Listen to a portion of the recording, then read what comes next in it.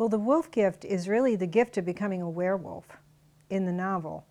I was watching several werewolf films. In fact, I was watching every werewolf film that I could find when I was getting ready to write the book. And I noticed how often people in the films referred to it as a gift when they got bitten and when the transformation began to happen. And of course, by the end of the film, it would prove to be a curse, usually, and the silver bullet would resolve things and so forth and so on.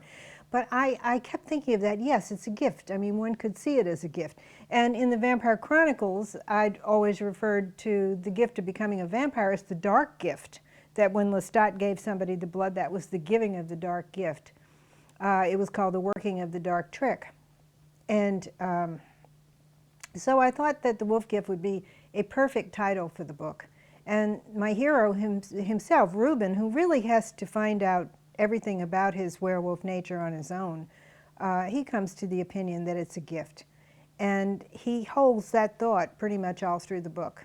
Many, many things happen in the book. His whole concept of what the wolf gift is, it expands. He learns a lot that he didn't expect to learn, and he doesn't always have completely serene or calm feelings about what's happening to him, but it remains a gift for him, and it's the perfect title again for the book. Well, I think the field right now of werewolf films and werewolf fiction is very, very huge. There's a lot of it. I can't claim to have read every werewolf book. In fact, I've read very few werewolf novels. I've read mainly classic werewolf stories, and I've seen a lot of the films. It's much easier for me to watch contemporary films than to read contemporary books. And I don't really know how my book differs in detail from all what's gone before. What I do know about it is it's my particular way of dealing with the whole question. That's what I brought to Vampire Material with the Vampire Chronicles, was my particular way of dealing with it.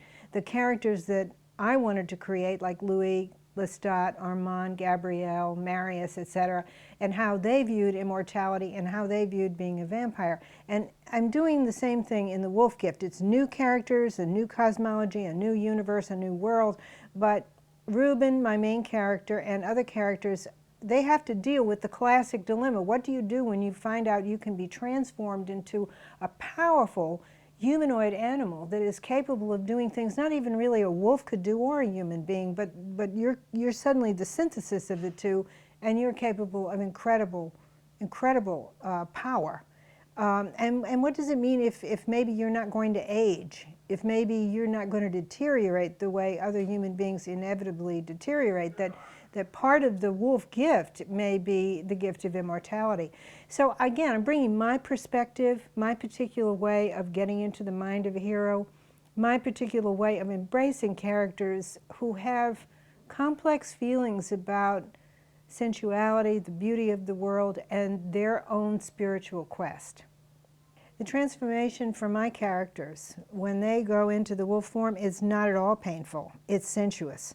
I wanted to explore what that would be like to suddenly feel yourself increase in power and size, to feel something as sensitive as every hair follicle on your body transformed as a wolf coat comes out to cover you and protect you and to be a sort of a flag of your strength. And I explored it as a sensuous thing. I don't think I'm the first writer to have done that. I suspect quite a few writers have done that, but again, what I'm offering is my perspective, my way of describing it, and my way of describing the hero's response when he discovers how delicious it is.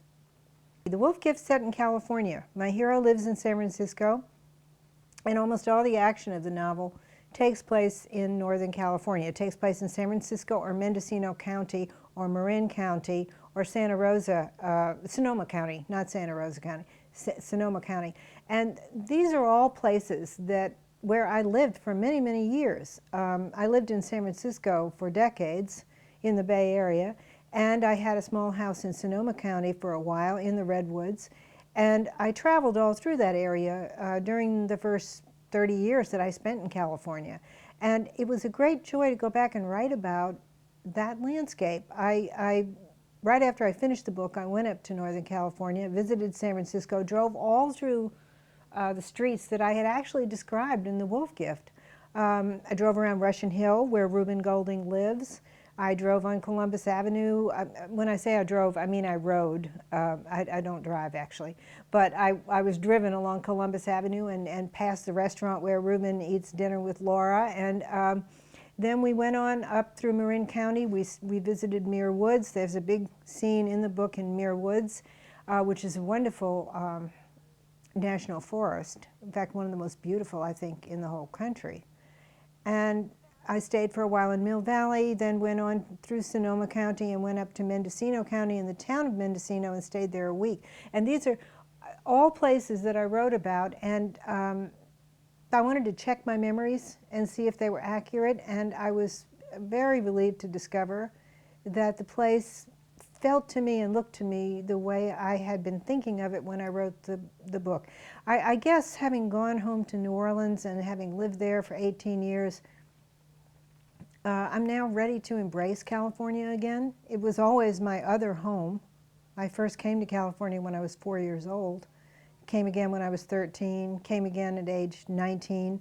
It's always been the other home for me, and now I'm ready to write about it with a renewed commitment that I just didn't experience before. Of course, I had written about it in Angel Time and in of Love and Evil, 2 novels about Toby O'Dare and the Angels, but I'm going to be writing more and more about it, and I feel very excited by that, very excited. I was particularly excited about exploring what I see as the Gothic dimension of the great redwood forests of California.